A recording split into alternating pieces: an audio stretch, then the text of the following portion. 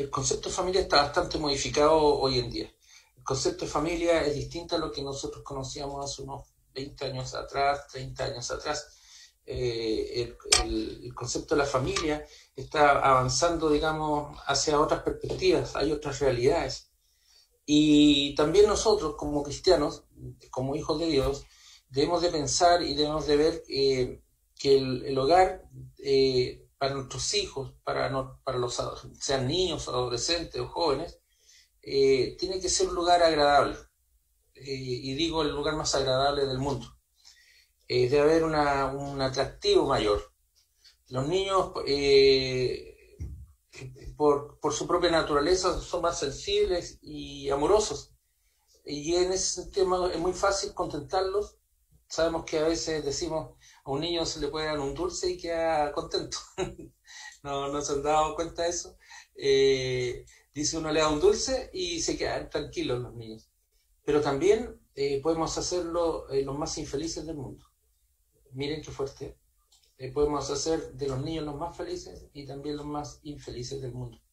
Y esta enseñanza no es solamente para los que están casados, los que tenemos familia, sino que para todos. Por ejemplo, Robertito, que es soltero él, pero igual se está preparando para la vida. El Señor lo está preparando. Dios quiere algún momento él va a tener que encontrar su esposa, que el Señor le dé. Y tenemos que orar por eso también, por él y por otros jóvenes también. Lo mismo la hija de nuestro hermano David. También uno a veces la sufre como papá, yo lo entiendo perfectamente. Bueno, hermano Juan Valencia, por ejemplo, ya su hijo, sus hijas ya están casadas, y bueno, está su hijo menor, Juan, pero él ya está en la universidad y prontamente él seguramente está mirando en algún momento de la vida de salir de su hogar. Lo mismo hermana Gladys también, que nos manifestaba preocupación. Todos tenemos preocupaciones por nuestros hijos, y eso nos hace una dinámica muy especial. Lo mismo nuestra hermana Adriana, nuestro hermano Nelson, que tienen ahí a Andrés, que vive con ellos, está en la universidad en su primero, segundo año, entonces también tiene su propia dinámica. Y a veces los papás nos sentimos sobrepasados. Entonces, pero Dios ha construido su iglesia en torno a las familias. Y esa es una realidad que no se puede cuestionar. Hoy en día también vemos cómo el Señor también nos va mostrando la situación de que también hay responsabilidad por medio nuestro. Cómo ser más cuidadosos con nuestros hijos. A veces no encontramos medios para poder guiarlos, o no encontramos respuestas a las cosas que nos van planteando, las realidades que se van dando, que son estas realidades dinámicas que hemos estado hablando. Entonces, a nosotros nos conviene como padres el estar, y digo, nos conviene en bien sentido de la expresión, nos sirve bíblicamente para poder conocer de las familias. También incumbe el deber nuestro el del tema no solamente de los hijos, sino que también en la administración del hogar. Por ejemplo, la administración económica, cómo llevar las finanzas. Con 7 años atrás siempre hablábamos de que el matrimonio es una mesita, así lo comparaba, fue una idea de ella, no es mía, pero la hago propia. Así que, pero porque es una buena enseñanza. ¿Y qué decía ella? Decía, veamos nuestras familias como una mesita de 4 patitas, decía ella. Si una falla, la mesa queda coja. Y me colocaba un ejemplo. Si usted va a un restaurante, bueno, hace tiempo que no vamos, los que están en fase 2, aprovechen de experimentarlo, porque van a tener restaurantes afuera, van a poder entrar a las calles. Pero en los propios hogares, si tenemos una mesita y está coja, ¿qué es lo que hacemos? Le colocamos un suple, un papelito, una tapita. Antes era típico los restaurantes que uno trae, y como hayan hartas tapas, uno le veía puras tapas debajo de las patas, porque era la forma de nivelar. Pero a veces eso no es suficiente en nuestras familias. En nuestra familia hay temas económicos, hay temas de sexualidad, hay temas de hijos, hay temas de comunicación. Y si falla uno de ellos, la patita está coja. Y a veces luchamos porque la mesa esté equilibrada y no encontramos la tapita que las pueda sostener. Entonces, ¿cómo hacemos para que nuestros hijos vean que nuestro hogar sea atractivo?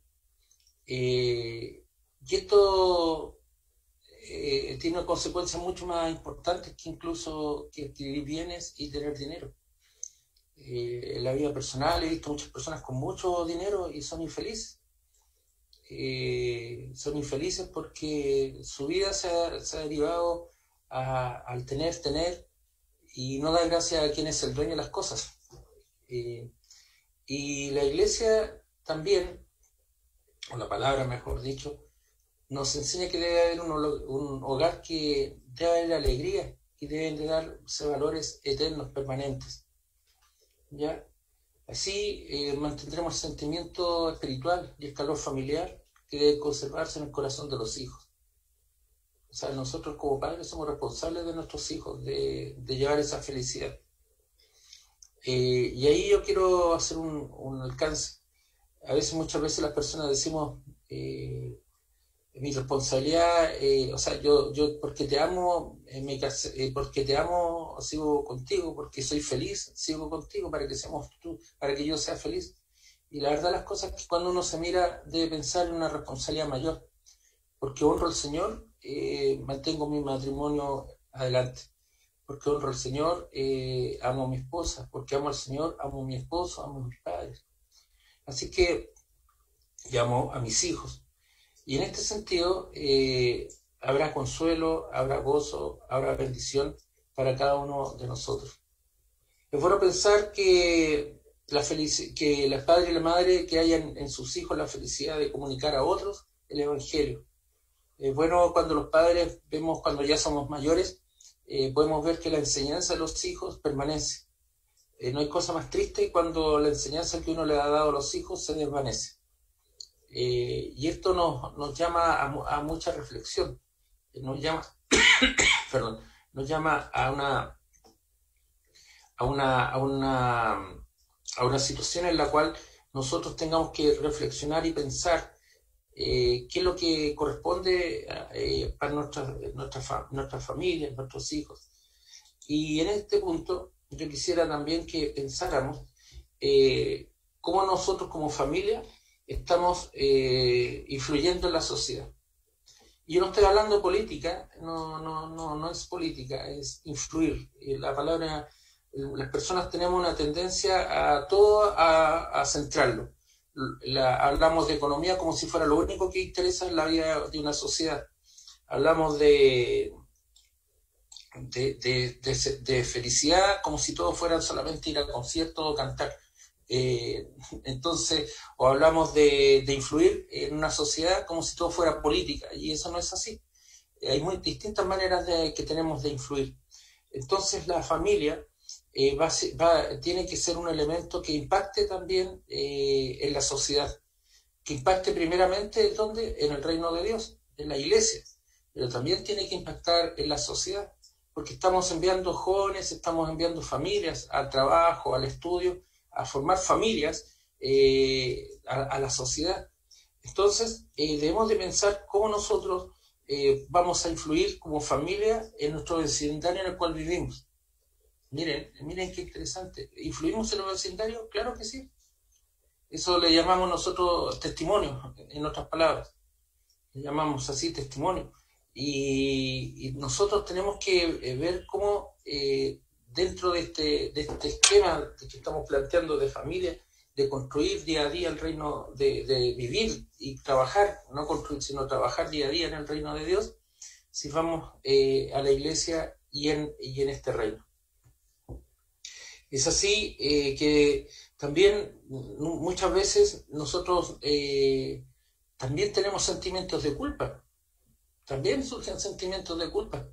Y sentimientos de culpa porque lo que hacen nuestros hijos, en que he fallado. Y eso o mira, y en qué estamos fallando. Eso responde a varias cosas, a poder enfrentar la situación propiamente tal, pero también al mismo tiempo a reflexionar. Y lo primero que uno debe hacer, y esto lo anticipo, digamos, dentro de un contexto de entendimiento, es incentivar a nuestros hijos a ver el cambio que hay en nuestros corazones y en nuestras vidas. A pedirles perdón en lo que hemos fallado y a tener un firme propósito de incentivarlos a avanzar y a saber que es buena la enseñanza que nosotros le entregamos, la enseñanza enfocada en el reino de Dios. Yo quisiera, mis amados hermanos, que pensáramos en esas líneas tan generales que les he mencionado. Entonces, la familia va adquiriendo mayor centralidad en la reflexión contemporánea. Hoy en día no hay pensamiento social, no hay pensamiento político, no hay pensamiento económico, toda la familia pasa por el concepto de la familia. Y les voy a poner un ejemplo. Por ejemplo, se habla de un ingreso económico mínimo familiar. ¿Se acuerdan? En economía.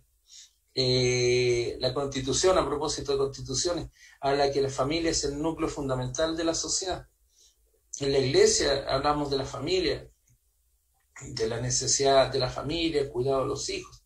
Es decir, constantemente la familia es una entidad que que genera y que va creando cada vez mayor impacto. Hay distintos tipos de familia hoy en día, y esa es una realidad que nosotros no podemos desconocer. Es como no podemos taparnos los ojos y dejar así, por ejemplo, no quiero mirar y estoy mirando.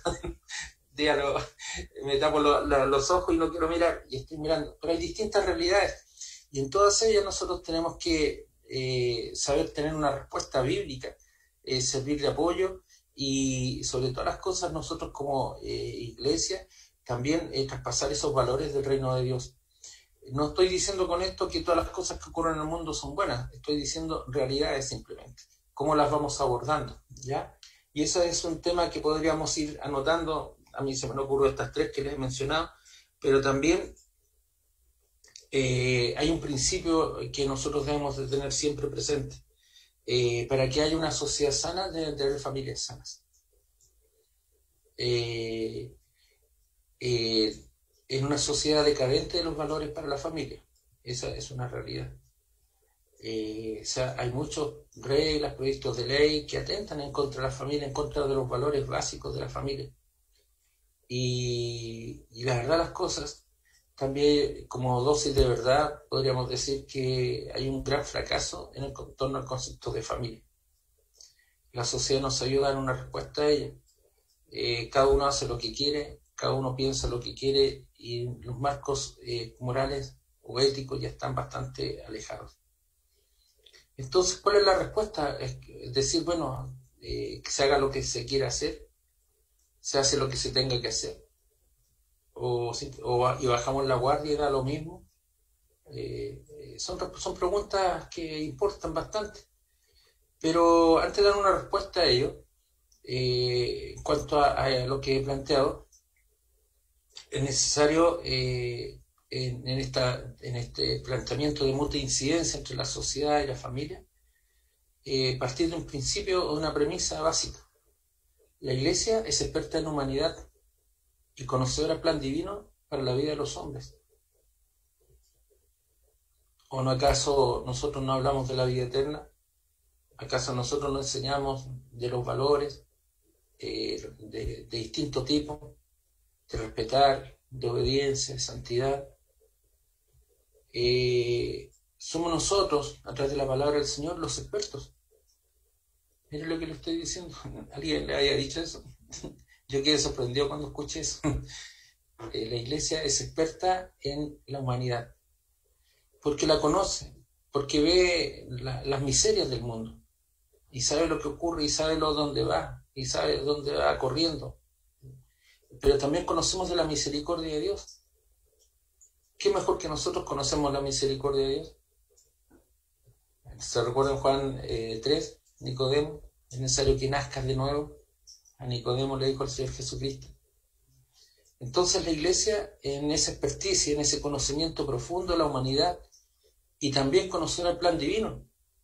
La confesión de fe nos dice que todas las cosas no todas las cosas son claramente expuestas para todos, pero lo que se refiere a la salvación está claramente expuesto. ¿Se dan cuenta de ello? Está claramente expuesto. Entonces podemos discutir de muchas cosas, podemos plantear muchas ideas, pero el concepto básico de la salvación, el camino de vida, está dado a través de la Biblia. ¿Y quiénes manejan la Biblia? El pueblo del Señor. No son los curas, no son los pastores, es el pueblo del Señor. El Señor a los pastores ha dado un trabajo especial, específico, espiritual, de mayor preparación, obviamente. Y es una gran responsabilidad porque tenemos que entregar la enseñanza. Pero en la Biblia está entregada a todo el pueblo del Señor. De hecho, enseñamos que en nuestros hogares haya una Biblia. Es nuestro anhelo tener una Biblia, es nuestro anhelo poder regalar una Biblia. ¿No sentido ese gozo de cuando nos regalan una Biblia?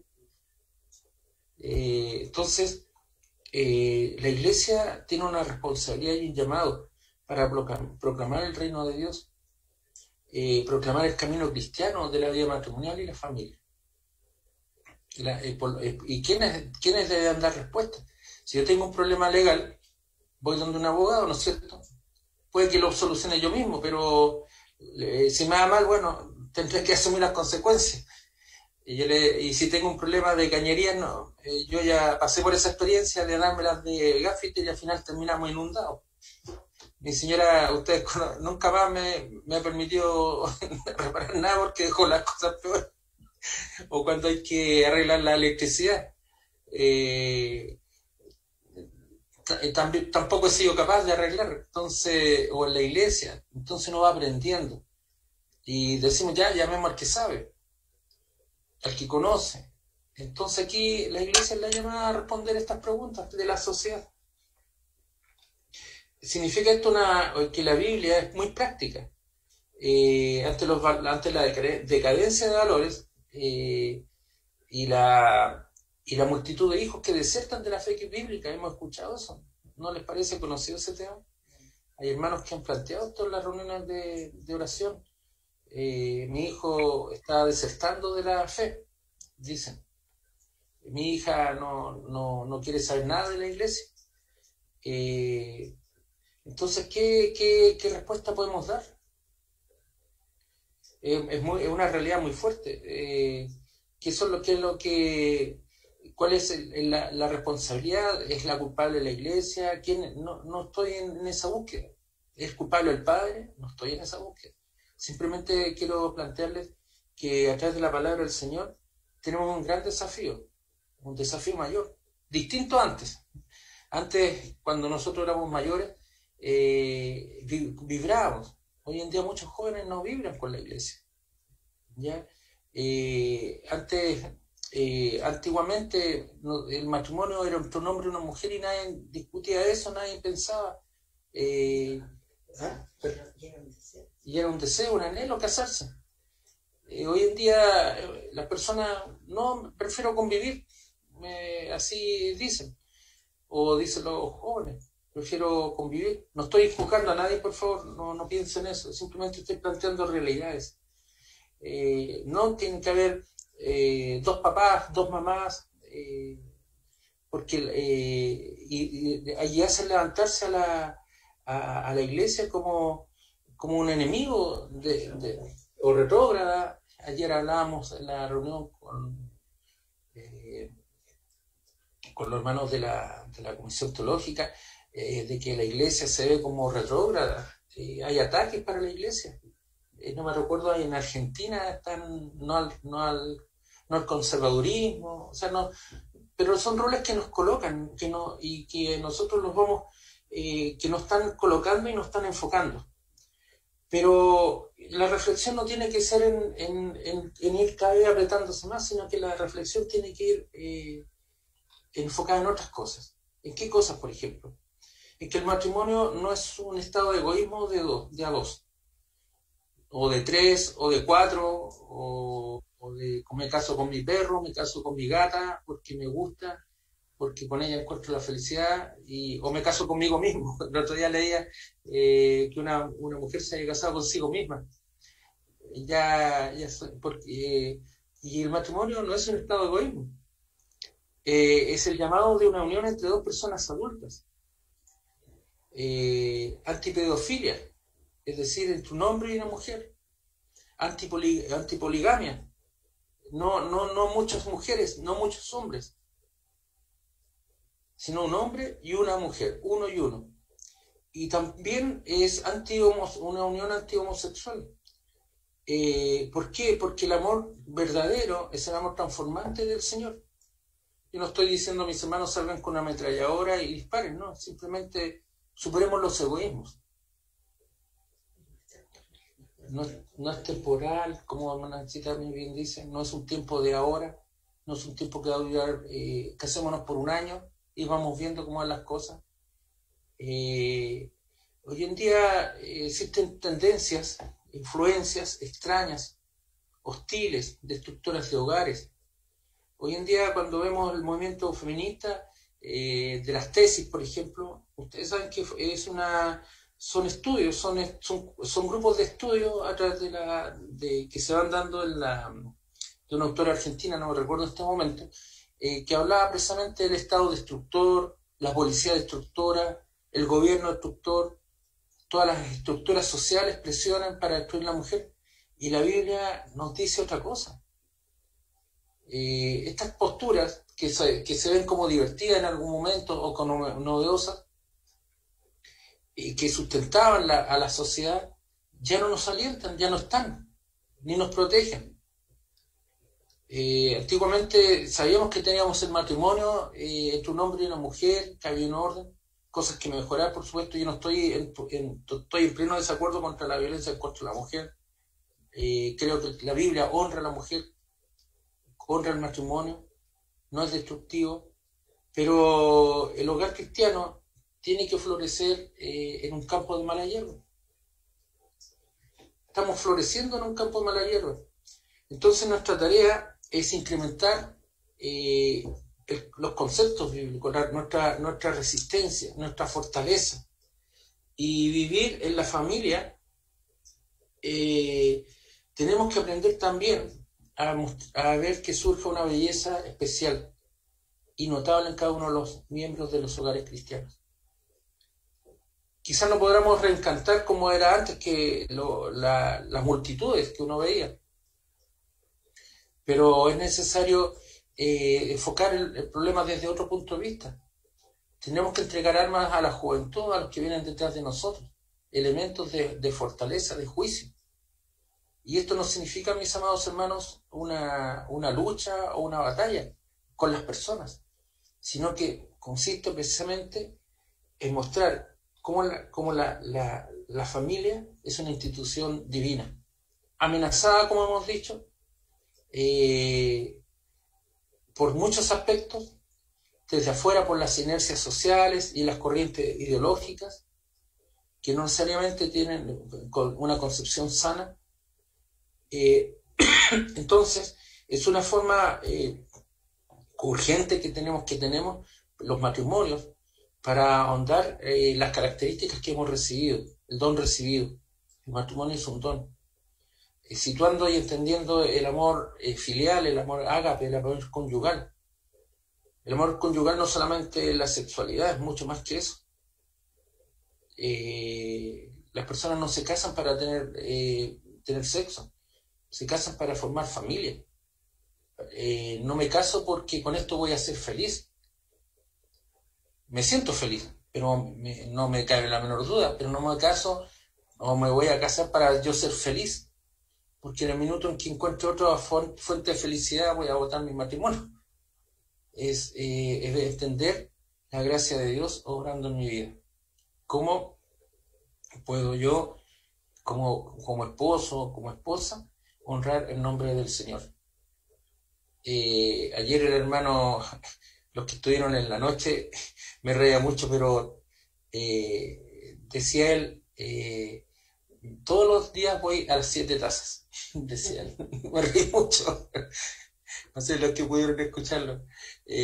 ¿Por qué? Porque hayan, decía, Las Siete Tazas es un lugar muy lindo allá en Curicó, al interior, en Molina al interior, muy lindo, que son cascadas, son 7 cascaditas de agua, muy lindas. Yo cuando niño tuve la oportunidad de conocerlo. Pero el hermano dijo yo, todos los días estoy en las 7 tazas. 7 tazas en la mañana, 7 tazas al almuerzo, 7 tazas en la 11. Y me corté la risa. Pero eso es construir familia, ¿se dan cuenta? Hay un sesgo de alegría, de chiste en ella, pero hay algo más. ¿Quiénes participamos de las 7 tazas?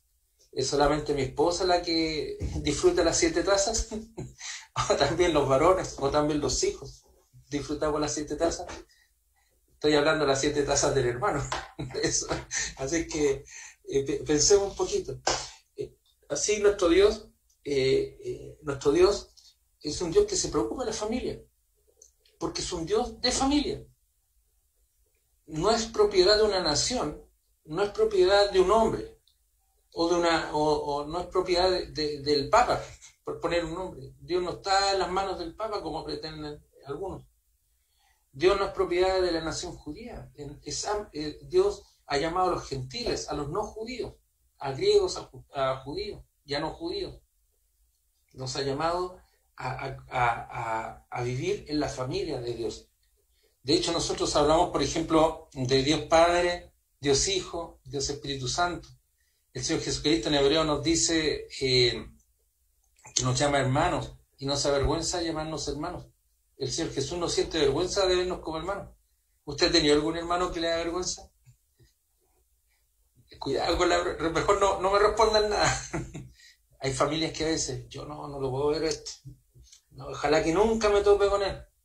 No quiero saber más de él. Me da vergüenza. El Señor nos llama, pese a que somos ese pariente, o ese patito feo, llamemos, o ese hijo pródigo, el Señor corre y nos abraza. Entonces, el concepto, la preocupación de Dios es permanente. Y no es un momento en que Dios diga ahora en el siglo XXI, ya estamos en el siglo XXI, yo antes decía el siglo XX. Había una película que se llama Bob Rogers en el siglo XXIII. Yo decía, llegaría el siglo XXI cuando era niño, ya estaba en el siglo XXI. El Robertito no conocía esa película, era muy buena. Bob Rogers se llama. Entonces, ¿qué quiero decir con esto? Dios no se preocupa ahora recién que nosotros estemos profundizando hoy en día estos temas, porque precisamente necesitamos profundizarlos hoy en día, son las herramientas que el Señor nos está dando. Y pensemos no en nosotros, sino en Dios. ¿Cuándo comenzó el asunto de la familia? ¿Saben dónde comenzó? En el Antiguo Testamento, en el corazón de Dios. Desde antes de la fundación del mundo, Dios ya tenía en su mente la familia. Al crear, ¿saben cuándo? La primera pareja. Adán y Eva. No es bueno que el hombre esté solo, le daría una ayuda idónea. Es muy importante la comprensión bíblica desde la perspectiva del reino de Dios. Y en este sentido, podemos inferir que la unidad básica que compone la sociedad y las naciones de todo el mundo es la familia. Y esto no es un concepto político, es un concepto bíblico. No es un concepto que nosotros pensemos en una organicidad, sino que es ahí, aunque no se quiera, aunque se niegue, es donde el Señor es la unidad básica de organización. Y esto afecta a la sociedad, al barrio, a la comuna, a la nación, al mundo. Hay un impacto. Yo coloco siempre un ejemplo que los hermanos se van a recordar y es bueno traerlo a la mente. Si usted va a una fuente de agua, ¿se acuerdan cuando niños había la fuente de la fortuna? ¿Alguna vez fue alguien a la fuente de la fortuna y tiró moneditas? La fuente de los deseos. Había una fuente allá llegando a Plaza Italia, la fuente alemana, que todos tiramos moneditas cuando chicos, y me acuerdo mi mamá, hay que tirar monedas y pedir un deseo, decía. Yo en el colegio que estuve hay una pileta donde todos los íbamos y tirábamos moneditas, había hartos pescaditos, entonces tirábamos monedas. Para la suerte, decíamos. Pero yo quiero sacarlo del tema de la suerte, sino que el ejemplo. Si nosotros analizamos qué pasaba cuando usted tira una moneda, o en un lago, o en una piscina, una piedra, ¿sabes lo que se producen? Son ondas.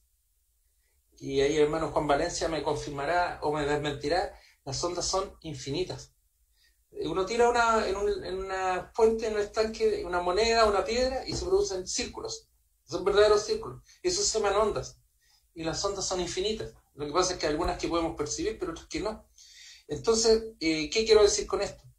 Tenemos que aprender a impactar en la sociedad. Tenemos que aprender que esta piedrecita, que es la familia, que es la enseñanza, mejor dicho, va a influir en la familia, en el primer círculo más chiquitito, en otro más grandecito, que es el barrio, en otro más grandecito, que es la comuna, en otro más grandecito, que es la sociedad, y así podemos llegar y influir en todo el mundo. Esto no es paganismo por si acaso, simplemente física aplicada nomás. Y es así como nosotros influimos. Y por eso cuando uno dice, formo a mis hijos, y los vemos a los jóvenes como van impactando después en el futuro, dicen, mira, lo importante que es formar. Quizás cuando son pequeñitos no nos damos cuenta de toda la implicancia, pero cuando los niños crecen, nos va dando cuenta que uno dice, mira hasta dónde han llegado. Y muchos padres dicen, me siento orgulloso de lo que mi hijo ha hecho, de lo que mi hija está haciendo. Por eso es un concepto bien interesante, físico, pero aplicable. ¿Ya? Y hay un autor que se llama Liz Thompson, que habla de la familia desde una perspectiva bíblica, y dice que no encuentra en la Biblia que Dios haya prometido hacer de cada hogar un paraíso. ¿Qué piensa usted de esto? Cualquiera sea la connotación que le demos a esta palabra. En la Biblia no nos dice que Dios dijo que cada hogar iba a ser un paraíso.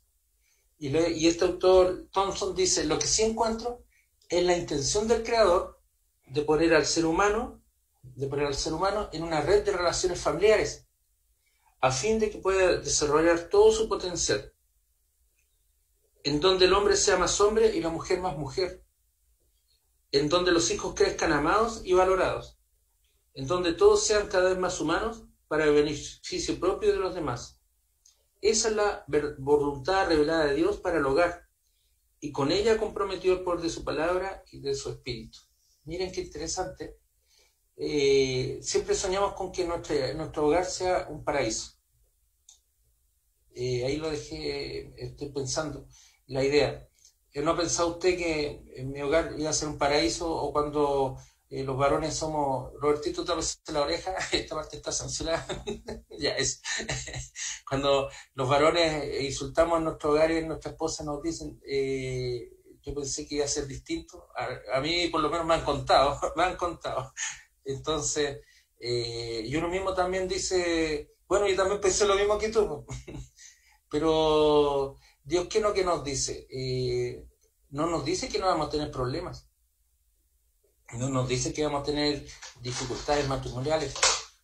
Hay situaciones que son más graves que otras. Yo estoy hablando en términos generales, después vamos a ir avanzando en el tiempo, y mediante en situaciones particulares. O con los hijos. Nunca nos dijo el Señor que no íbamos a tener problemas con los padres o con los hijos.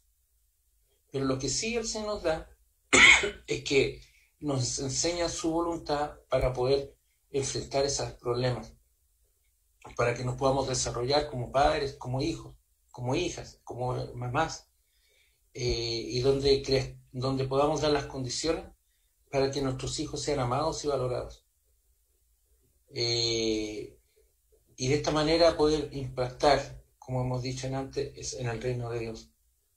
Entonces, en Génesis 1, volviendo a nuestra idea anterior, vemos cómo Dios, ya en el Antiguo Testamento, tenía en el corazón de Dios la primera pareja, en Génesis 1 y 2. Su reino se extiende en toda la tierra, impactando todas las naciones, y el mundo es restaurado a la imagen original dada en Génesis 1 y 2. El hogar, el matrimonio, la familia y sus miembros se convierten así en un pedacito del cielo en la tierra, y no en un pedazo de infierno, dice este autor Teófilo Chay. A veces podemos tener un pedacito del cielo aquí en la tierra, o podemos tener un pedacito del infierno aquí en la tierra. Pero el Señor no quiere que nosotros tengamos un pedacito del infierno, sino que quiere que crezcamos conforme a su voluntad. Por lo tanto, las funciones tanto del esposo, la esposa, los hijos y el resto de la familia deben estar enfocadas a la intención del reino de Dios. Es decir, después que la familia experimenta la transformación de Dios en sus vidas, de manera interna, y se someten a la voluntad de Dios, se convierten así en pequeñas sucursales del reino de Dios. Es un desafío interesante, ¿no le parece? Sobre la cual podamos impactar el mundo. Yo cuando escuché eso me llamó mucho la atención. Yo sé que a usted le llamará la atención. Y si no lo hace, en algún momento lo va a hacer. Que nosotros seamos una pequeña sucursal del reino de Dios. Mi familia, mi hogar, mi esposa, mis hijos, mi trabajo. Y de esta manera impactar al mundo. Es decir, ya no es un acto solamente único, individual, sino que ya está a través de la familia. ¿Y por qué? Porque la familia, en este sentido, es esencial para asegurar que las personas afianzan sus convicciones. ¿Dónde más van a afianzar sus convicciones espirituales, sus convicciones morales? ¿Dónde vamos a promover la responsabilidad social como la solidaridad, por ejemplo? ¿Dónde vamos a afianzar la responsabilidad? Como padre salgo a trabajar temprano, como padre traigo el sustento, como mamita, ¿no es cierto? Digo padre porque me falta la S, como padres, ¿no es cierto? Entonces, pero esos son ejemplos para mi hijo. ¿Por qué hago esto? ¿Por qué hago lo otro? ¿Cómo voy impactando en mi hijo? Voy impactando a mi hijo con buenas palabras hacia mi esposa, también voy impactando a mis hijos con malas palabras hacia mi esposa. El cambio es fuerte y es lento muchas veces, pero no hay que desanimarse. ¿Y por qué? Porque Dios está en medio nuestro.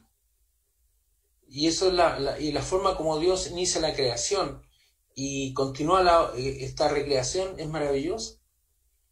Dios no nos dejó tirados allá en el Edén, ya se portaron mal y ahí quedaron tirados. No, comienza el camino a la salvación, Dios presente, Dios con sus hijos. Si nosotros, por ejemplo, vamos a la Biblia, en Génesis 1, del 27 al 29, vemos cómo Dios crea al hombre, da inicio a la humanidad. Y posteriormente vemos en el capítulo 2 cómo se produce la multiplicación con una familia en Adán y Eva, que tuvieron sus problemas, sus grandes problemas. Pero el Señor ahí estuvo. Vemos también en Génesis 6, del 17 al 19, cómo Dios inició en Noé una nueva humanidad solo, no, con su familia. Quienes fueron salvados del diluvio fue Adán y su familia. Génesis 17 y 19 dice: he aquí yo traigo un diluvio de agua sobre la tierra para destruir toda carne en que haya espíritu de vida debajo del cielo, y todo lo que hay en la tierra morirá.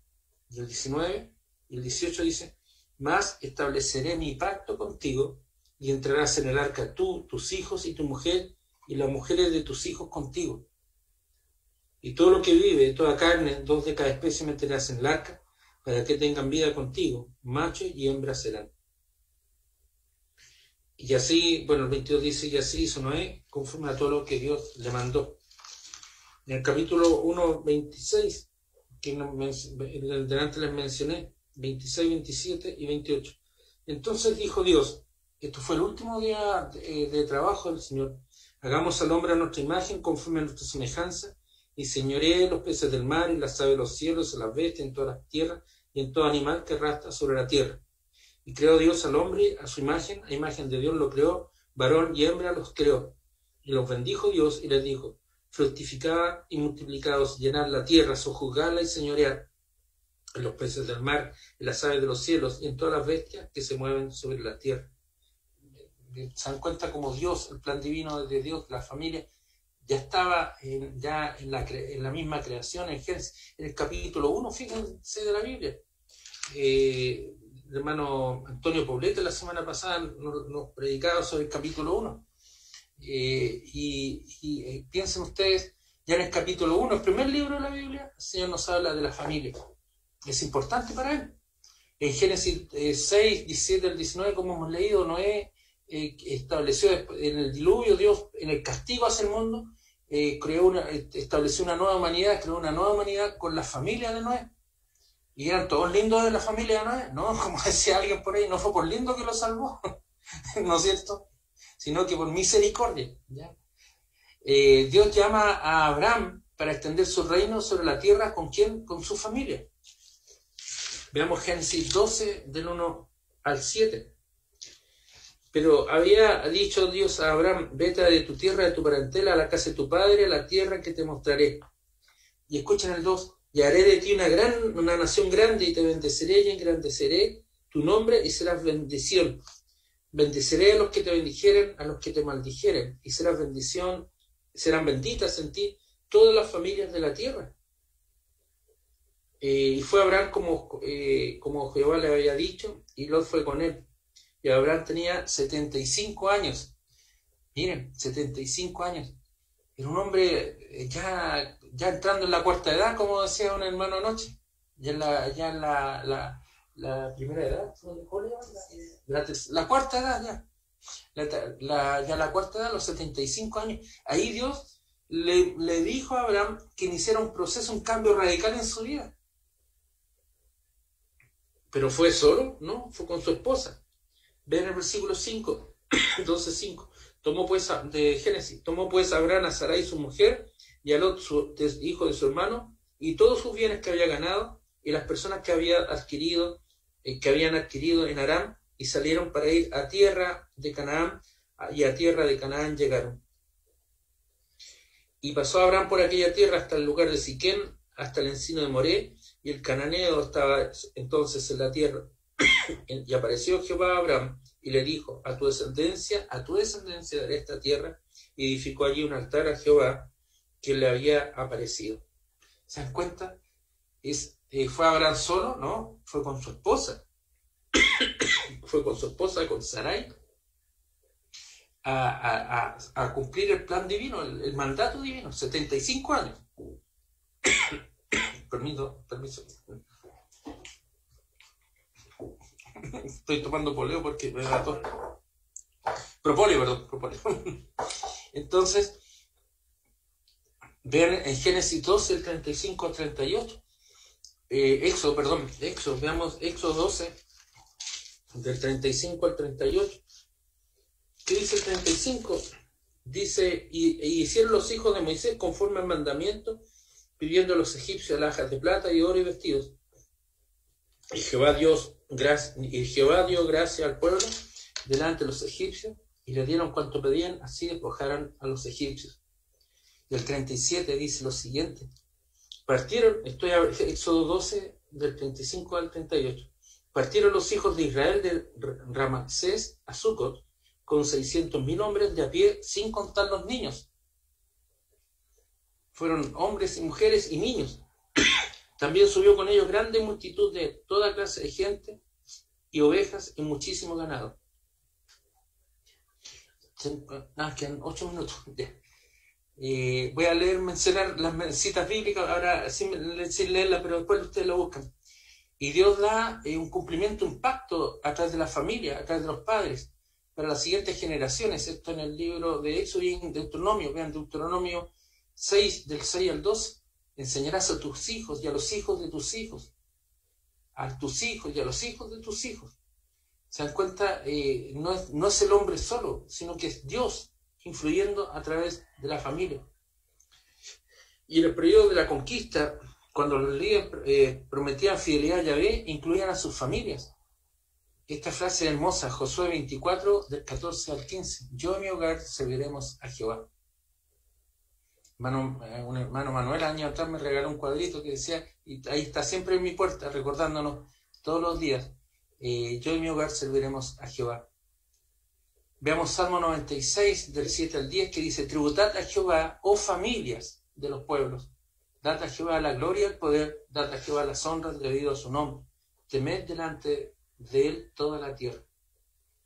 Y Jeremías 31:1 nos dice, debemos creer y afirmar lo que dijo el profeta Jeremías. Yo seré por Dios a las familias. Miren esto. Ahí hablamos de las promesas de Dios. Ahí hay una promesa de Dios para las familias. Yo seré por Dios a las familias. Ellas me serán a mí por pueblo. Esto está en Jeremías 31:1. ¿Se dan cuenta? Yo seré por Dios a las familias. Dios siempre tiene en su mente, en su amor hacia a las familias. En este sentido, también surge una responsabilidad, y lo veremos Dios mediante en la próxima clase, en que Dios pide a las familias estar involucradas en el ministerio del reino de Dios, en el servicio. También ahí hay un aspecto importante que lo vamos a revisar, ¿ya? Yo no sé si hay preguntas, quedan 6 minutos. ¿Habrán preguntas? ¿O es necesario profundizar algo? Hermano Carlos. Berta, buenos días. Buenos días. Quiero hacerle una consulta que siempre he preguntado y pienso que no me la contestan bien. Cuando la palabra de Dios dice, te unirás, dejarás a tus padres y te unirás a tu mujer y serán una sola carne, que no me acuerdo dónde sale, pero lo he leído. ¿Sí? En la Biblia. Sí. El hombre viene de una familia, la mujer viene de otra familia y se van a unir y formarán una sola carne. Eso quiere decir, el hijo va a ser una sola carne de los dos, del padre y la madre. Claro. Bueno, hermanita, para que lo note, eso se encuentra en Génesis 2:24. ¿Ya? Dice, por tanto dejará el hombre a su padre y a su madre, y se unirá a su familia, y serán una sola carne. ¿Sí? Esto significa, eso lo vamos a ver más adelante por si acaso, pero anticipando, es el hombre dejará a su familia, sí. La mujer dejará a su familia original, y se unirán ellos dos, el hombre y la mujer, y van a ser uno solo. No solamente el aspecto de sexualidad que antes le mencionaba, sino que es toda la amplitud de construcción de familia, de hogar, de todo lo que somos como en estas 4 patitas que hablábamos, de los hijos, de lo económico, de la comunicación, de la sexualidad. Es decir, van a ser una nueva familia. Ese es el sentido que tiene esa expresión. Pero eso lo vamos a ver más adelante también, hermanita, más desarrollada. O sea, pero una sola carne es el hijo, ¿cierto? Que forman los dos. Claro, podemos verlo en ese aspecto. Pero, como le digo, también dice relación con que van a ser, ya no soy yo el que toma las decisiones, sino que seremos juntos los que caminemos y tomaremos las mejores decisiones para nuestra familia, para los nuestros. En estos 4 aspectos que hemos mencionado de estas 4 patitas que Nancita un día explicaba o me explicó, pensemos que nuestra familia es una mesa que tiene 4 patitas y está el aspecto hijos, está el aspecto económico, está el aspecto comunicacional, está el aspecto sexualidad. Y delante, al iniciar, les explicaba, piensen ustedes cuando vamos a un restaurante, era típico ver una tapita puesta bajo la patita para hacer el equilibrio. Pero cuando hay un equilibrio, en la familia, obviamente, ¿dónde sacamos el suple? ¿Dónde sacamos la tapita? Está la palabra de Dios que va creando esta mesa. No es solamente el ejemplo, siempre queda mal, pero aquí, ¿dónde está la respuesta para nuestras familias? ¿Cuál es el soporte de nuestras familias? Y esa es la palabra del Señor. Es Dios el creador. Ya, gracias, pastor. Ya, hermanita. Pastor. Le respondí. ¿Sí, hermanita Adriana? Buenos días para todos mis amados hermanos, el Señor les bendiga. Muy Gracias, contenta con este estudio, muy agradecida con el Señor, porque vemos su preciosa mano trabajando a través de la familia. Comentaba yo a mi esposo como también en las ofrendas se trata un tema también bien interesante sobre la feminidad bíblica, sobre la importancia del rol de la mujer y así el Señor ha trabajado, ¿no? Y va trabajando en cada área y eso es, de verdad que el Señor es hermoso, viendo su mano preciosa trabajando en la familia como núcleo de la iglesia, porque somos una familia espiritual también. Somos familia en la sociedad y familia dentro de la iglesia y agradecida con el Señor y impactada por lo que decía el pastor, cuántas veces podemos hacer de nuestro hogar ese pedacito de cielo o ese pedacito de infierno, de verdad. El Señor nos dé sabiduría para ser gratos a nuestros hijos y a nuestro esposo y a los que corresponde esposa, hacer bonito ese pedacito que el Señor nos dio aquí en la tierra. Amén. Y también miraba la parte de la ola, como al tirar esa moneda, o sea, al tirar esa piedrita, cómo esa onda impacta primero al que está más cercano, cómo nuestro testimonio como familia impacta a nuestro hogar, a nuestra familia más cercana y luego se va alejando y no sabemos a cuántos más por medio de nosotros y de nuestro testimonio como familia el Señor puede impactar, cómo de pronto puede transformar una sola familia con el legado del Señor y dando testimonio de Él, puede llegar a impactar una sociedad. No lo sabemos hasta dónde puede llegar esa onda.